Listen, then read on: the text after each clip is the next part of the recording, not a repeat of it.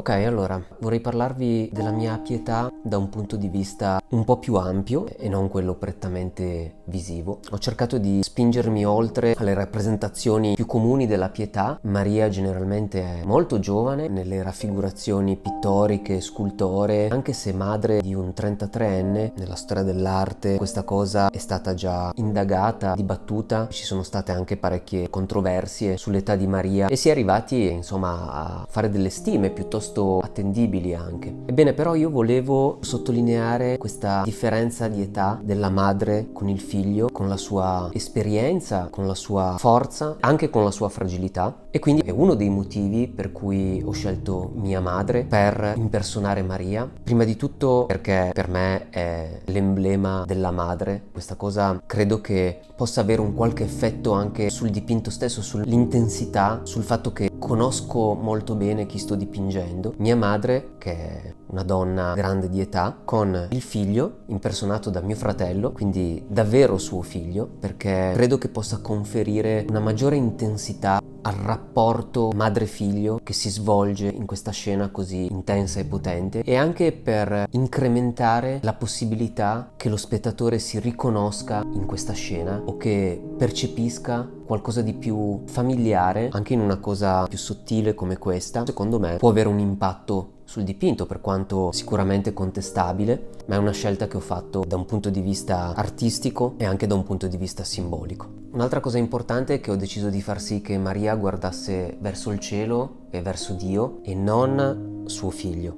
Anche qui ho preso una decisione, mi rendo conto, importante, delicata, ma volevo che ci fosse un rapporto triangolare tra le tre figure che ci sono nella pietà, perché nella mia pietà è presente Gesù, è presente Maria ed è presente Dio anche se non si vede, e quindi volevo che questa interazione, questa comunicazione avvenisse. Quindi Gesù è sorretto da sua madre e sua madre guarda a Dio con la consapevolezza di aver vissuto un dramma senza precedenti come madre, ma con la certezza e la consapevolezza che ciò che Dio ha voluto, ciò che si è verificato, fosse giusto. La potenza, la forza, la sensibilità di una donna che non ha mai detto no e che nonostante tutto ha vissuto nel suo dolore con la certezza nel cuore di non venire mai abbandonata da Dio. Dio è presente nella mia pietà, lo è per forza. Ho cercato di inserire una luce che proviene dall'alto a sinistra, che illumina questa scena misericordiosa, così simbolica, così ancestrale, così storicamente importante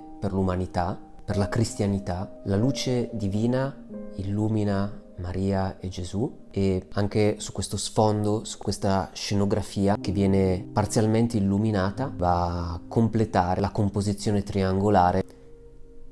Nella mia testa e nel mio cuore ho voluto che Maria rappresentasse anche un po' il nostro mondo, la Terra. Il mondo del quale siamo ospiti, sul quale viviamo, il pianeta che in qualche modo ci è madre perché ci ha fatto nascere, ci dà la vita, a volte ci fa male, un pianeta che a volte maltrattiamo, di cui a volte abbiamo poco rispetto, ma che dobbiamo amare in quanto nostra patria. Un tema che è piuttosto attuale, ma senza voler scendere troppo, come dire, nei dibattiti. Mi piaceva quest'idea di rappresentare Maria come donna, madre, e attribuire a lei in qualche modo anche il senso della nostra vita, del nostro pianeta, della nostra terra. È il motivo per cui ho voluto farle indossare degli abiti che avessero anche dei toni di blu, visto che il nostro è il pianeta blu. Quindi per me Maria è la madre, l'emblema della madre, anche un po' la madre terra, tanto quanto Gesù, che è, come sappiamo, il figlio dell'uomo, rappresenta l'uomo che vive su questo pianeta e che si è allontanato da Dio, e per cui secondo me è tempo di ravvedersi, di prendere delle decisioni, di raddrizzare le proprie storture, di ricentrarsi e di capire che cosa veramente è giusto, importante e